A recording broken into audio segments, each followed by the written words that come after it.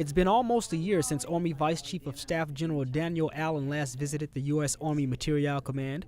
Before attending this year's Global Force Symposium, he stopped by AMC headquarters where he sat down to discuss Army readiness and the effects of sequestration.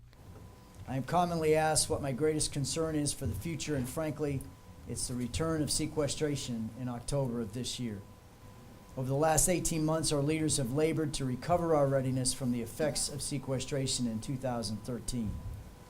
Sequestration will undermine readiness, ultimately putting soldiers' lives at risk, and will increase significantly the involuntary separation of officer and non-commissioned officer leaders who have steadfastly served our country through the last 13 years of war.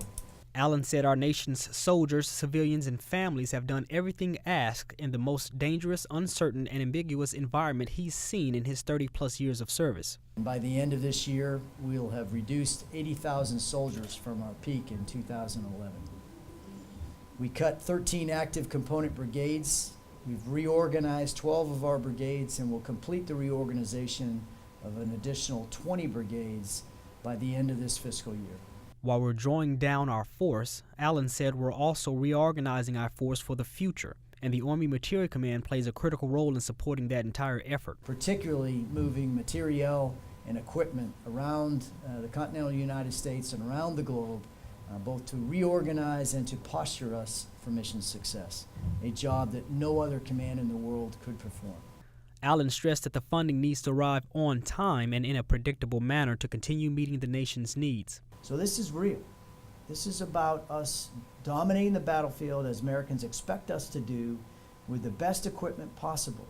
We've cut our modernization 25% over the course of the last 2 years. All right? That means we are not assured in the future that we will have the best equipped force possible, because we're not funding modernization. We're having to take risk in modernization in order to assure near-term readiness. That's a tough decision calculus that our chief and our secretary face, and is absolutely budget driven.